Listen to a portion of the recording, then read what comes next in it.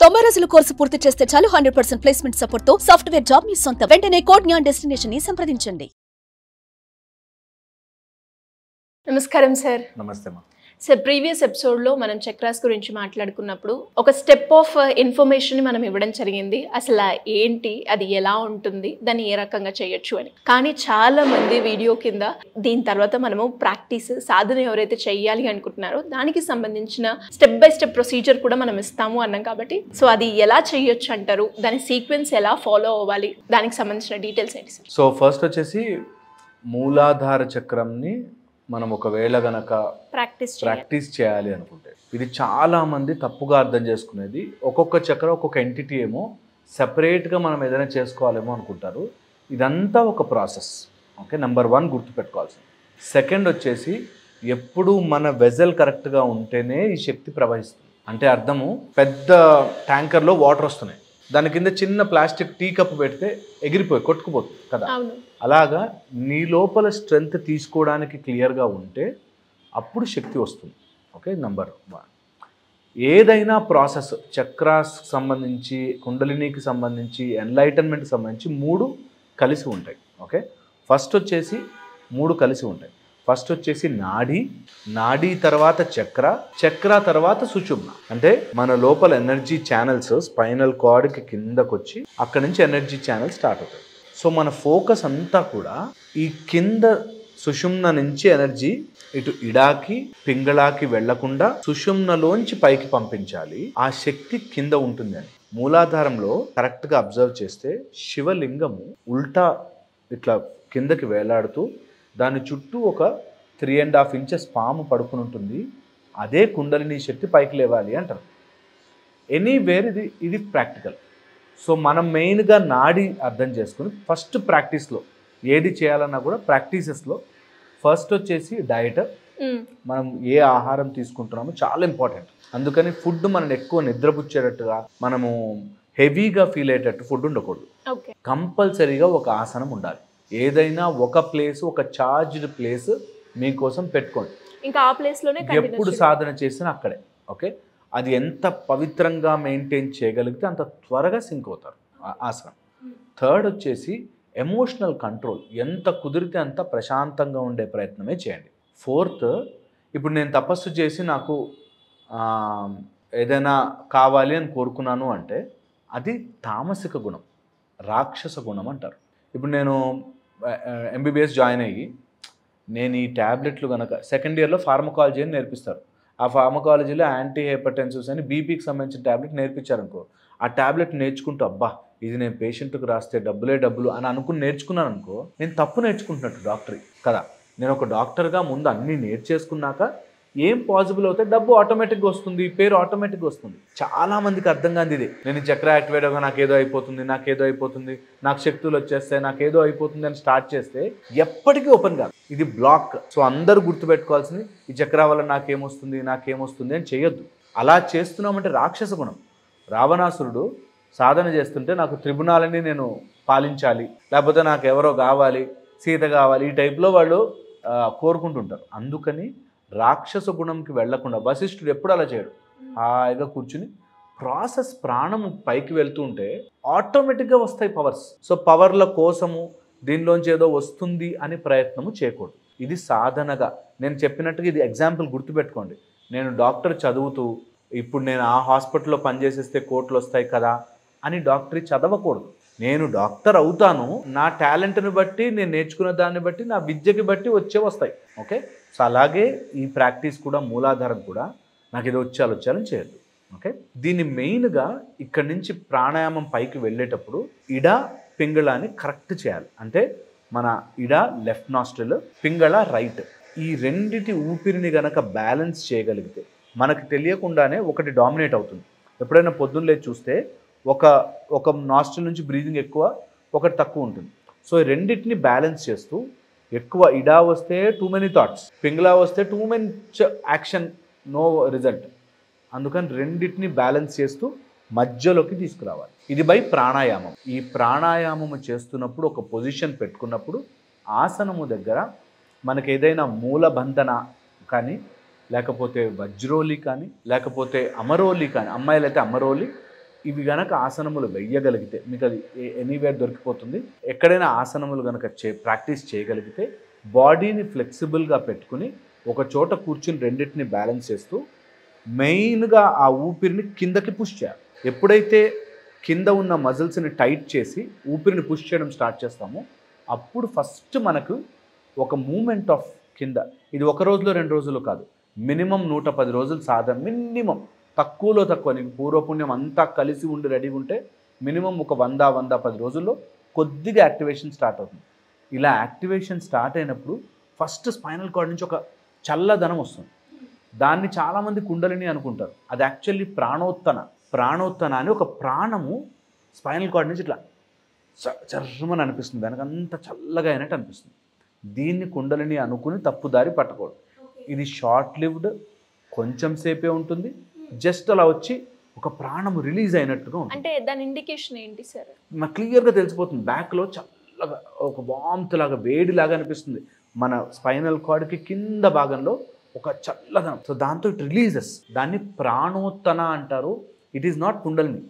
చాలామంది అదే కుండలిని నాకు ఏదో అయిపోయింది అనుకుని దే విల్ స్టార్ట్ ప్రీచింగ్, నాకే వచ్చిందని వస్తుంది. సో అందుకని వీటిని చాలా జాగ్రత్త. ఈ ప్రాణోత్తన అవ్వడానికి ఊపిరిని ఇడాపింగళాన్ని మేనేజ్ చేస్తూ ఈక్వల్ లెవెల్కి తీసుకురావడం ఒకటి, 9 ఇంచ్ కంటే బ్రెత్ తక్కువ చేయడం ఒకటి.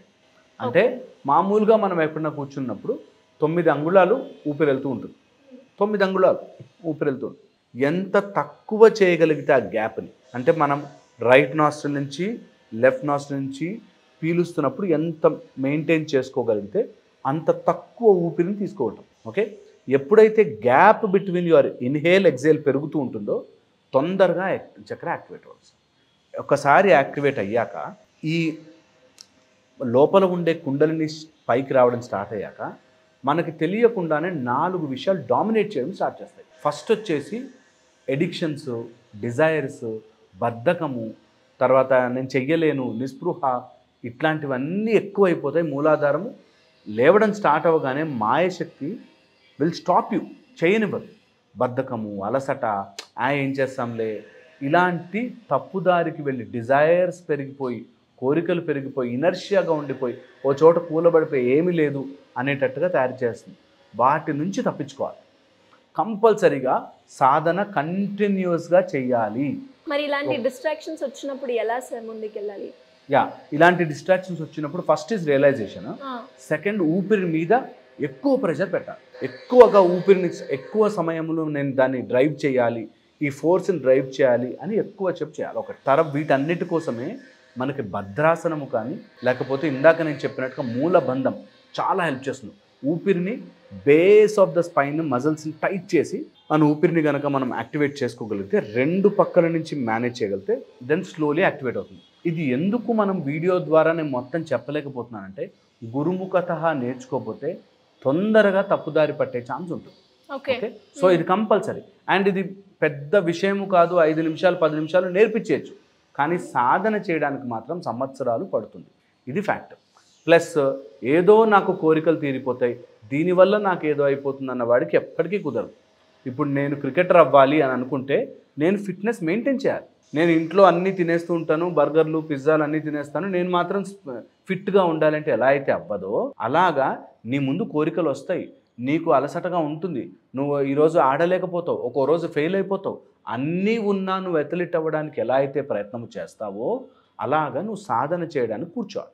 ఇది సాధన చేస్తున్నప్పుడు ఈ ప్రాసెస్ బాగా గుర్తుపెట్టుకోండి. ఇక్కడ నుంచి ప్రాసెస్ బాగా గుర్తుపెట్టుకోండి. 1 ఏ నాస్ట్రిల్ ఉంది అన్నది ఐడెంటిఫై చేయడం.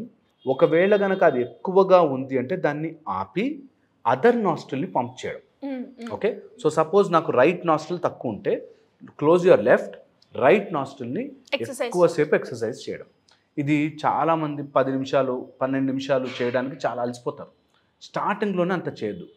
30 seconds 1 minute stop, 30 seconds 1 minute stop. ఎప్పుడైతే ఒక నాస్ట్రిల్ ఫైర్ అప్ చేస్తున్నామో ఇంకొక నాస్ట్రిల్ నుంచి సమంగా మెయింటైన్ చేయడం రావాలి. ఇది ప్రాణాయామంలో ఒక పార్ట్. లేదు 2 ఈక్వల్గా ఉన్నాయి తెలియట్లేదు అన్నవాళ్ళు మనోహర ప్రాణాయామం. మనోహరము అంటే simple breathe in breathe out, breathe in breathe out. Right నుంచి బ్రీద్ చేస్తే లెఫ్ట్కి, లెఫ్ట్ నుంచి బ్రీద్ చేస్తే రైట్కి, ఇలా 2 రకాలుగాను బ్రీద్ ఇన్ బ్రీద్ మనోహరం. సింపుల్గా స్టార్ట్ చేసుకోవాలనుకున్నవాడు, తాంత్రిక మార్గంలో స్టార్ట్ చేయాలి ఆర్ కొంచెం అగ్రెసివ్గా చేయాలనుకున్న వాళ్ళకి ఇది గుర్తుపెట్టుకోవాలి. తమస్సు యొక్క సెంటర్ మూలాధారము గుంజి పడేస్తుంది.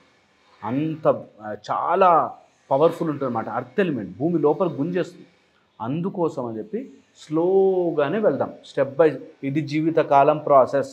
నేను రేపు పొద్దునే నాకేదో అయిపోదు, రిజల్ట్స్ వచ్చేస్తాయనే దాని రిజల్ట్ అనేది ఏదో ఉందనుకుంటాం. ప్రాబ్లం అక్కడ వస్తుంది. ఏదో రిజల్ట్ ఉంది, నాకేదో వస్తుంది. కాదు, it's a journey.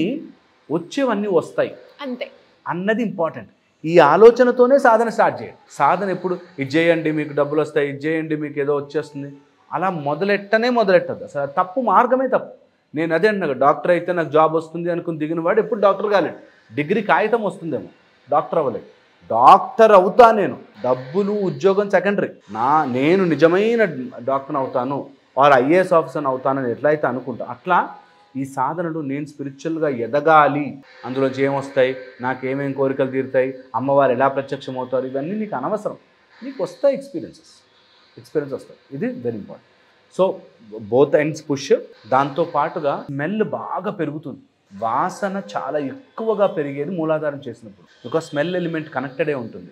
Okay, so అందుకోసం మీరు ఎప్పుడు కాన్స్టెంట్గా ఒక స్మెల్ దగ్గర బ్యాలెన్స్ అవ్వడానికి ట్రై చేయండి. ఓకే, ఫర్ దానికి అగరబత్తి మనకి లేకపోతే ఇలాంటి సాంబ్రాణి ఇలాంటివి పెడతారు.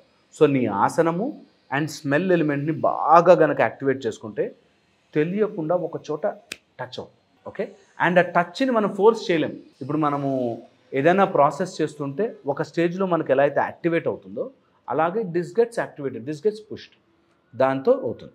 సో నేను చెప్పినట్టుగా వజ్రాసనంలో కూర్చుని కాళ్ళు మోకాళ్ళ మీద కూర్చుని మోకాళ్ళని స్లోగా జరపండి పక్కకి, సో దట్ మీరు కింద కూర్చునేటట్టుగా. ఎప్పుడైతే ఇలా జరిపి కింద కూర్చుంటారో మీరు స్లోగా మీ మూలాధారంలో కనెక్ట్ అవుతారు. టేక్ టైం, మెల్లగా. కళ్ళు మూసుకునేదో చేయాలి, ఇదేదో చెప్పాలి అని కాకుండా ప్రాసెస్ని ముందు అలవాటు చేయండి శరీరానికి. ఒకటే రోజు కూర్చుని నాకు ఏదో వస్తున్నా, మెల్లది ముందు నేను కూర్చోవచ్చా, ఇలా మూలబంధం చేయొచ్చా, అలా కూర్చుని కరెక్ట్గా నేను మజిల్స్ని టైట్ చేసి కూర్చుని బ్రీత్ చేయగలుగుతానా, 1-2 సార్లు ట్రై చేయండి. మెల్లగా ట్రై చేయండి. మీ లోపల ఉన్న ఎడిక్షన్స్ ఏంటంటే మెల్లగా వదలడానికి ప్రయత్నం చేయండి. కోపం పోగొట్టుకోండి, ఫియర్ని, భయము అండ్ గిల్ట్, ఈ రెండు ఆపేస్తాయి. నాతో అవుతుందా అండి, నీకు ఎప్పటి కాదు, నువ్వు అవుతుంది అనే నమ్మకంతో దిగాలి. దీనికి కుల మత ప్రాంత భేదాలే లేవు, భాష భేదమే లేదు, ఎవ్వడికైనా అవుతుంది. సో అందుకని మూలబంధము చేసుకుని కింద ఎంత కుదిరితే అంత మోకాళ్ళ మీద కూర్చుని సెపరేట్ చేసి కింద కూర్చోవాలి. ఇలా ఆసనం మీద కూర్చోవాలి. కింద అంటే భూమి తగలకూడదు, ఆసనం మీద కూర్చోవాలి. And keep on breathing. ఒక బ్రెత్. దీన్ని ఏ కన్ఫ్యూజన్ లేకుండా, భయము లేకుండా, గిల్ట్ ఫీల్. ఎప్పుడో తప్పు చేశా, నేను ఈరోజు చికెన్ తినేసినా కదా. చాలామంది ఇలాంటి డౌట్స్ వస్తారు, నేను ఎగ్గు తిన్నాను ఈరోజు చేయొచ్చా. నువ్వు తినకుండా ఉంటే నయం, తినేసావు అనుకో నీ సాధనకు అడ్డు చెప్పకు. సాధనే తొందరగా అవ్వకపోవచ్చు, కుదరకపోవచ్చు, ప్రాక్టీస్ చేయడానికి నీకు సరిగ్గా శరీరం కోఆపరేట్ చేయవచ్చు, బట్ ప్రాక్టీస్ ఆపద్దు. ఒకరోజు చదవలేకపోయినా కూర్చుని చదవాల్సిందే. ఓకే, అలాగా కొన్నిసార్లు అవ్వదు. ఇది ఫస్ట్ మూలాధారం యొక్క ప్రొసీజర్. దీన్ని కనుక మనం ప్రాక్టీస్ చేయగలిగితే ఇది మినిమం 41 days ఒక దీక్షలాగా కంపల్సరీగా చేయాలి. So breath control, then push air below your anus and pull it. All the మజిల్స్ని పుల్ చేసి పుష్ చేయాలి పైకి. ఎంత చేయగలిగితే అంత త్వరగా మీకు మూలాధారం యాక్టివేట్ అవుతుంది. వచ్చినప్పుడు ట్రాప్స్ రెడీగా ఉంటాయి. దట్ అడిక్షన్స్, అలవాట్లు, చెప్పేసుకోవడము, నాకు అంత వచ్చింది ఇంత వచ్చిందని చెప్పి చెప్పుకోవడం. నోరు అదుపులో పెట్టుకుని ఏది రివీల్ చేయకుండా మెల్లగా ఈ 4 ఎలిమెంట్స్ని కంట్రోల్ చేసుకుంటాయి. ఇనర్షియా వస్తుంది, బద్ధకం ఏర్పడిపోతుంది, జాగ్రత్త. సెకండ్, అందరికీ చెప్పుకోవాలనే కోరిక పుడుతుంది, చెప్పద్దు. ఫస్ట్ వచ్చే స్టిమ్యులేషన్ ప్రాణోత్తన కుండలి కాదు, దాన్ని కంటిన్యూ చేయండి, పుష్ చేయండి. Keep on focusing on that. ఆ గణపతి మీద ఫోకస్ చేస్తూ సాధన ప్రాక్టీస్ చేయండి. This will help you lot. ఇది కనుక చేయగలిగితే మూలబంధము ప్రాక్టీస్ చేయండి బాగా. ఎప్పుడున్నా సరే టైం దొరికినప్పుడల్లా అదే ఒక గొప్ప సాధకుడి లక్షణం. నాకు వచ్చిన రాపని నేను ప్రాక్టీస్ చేస్తాను అని చాలా ఇంపార్టెంట్. ఇది కనుక చేయగలిగితే ఖచ్చితంగా they will see the results.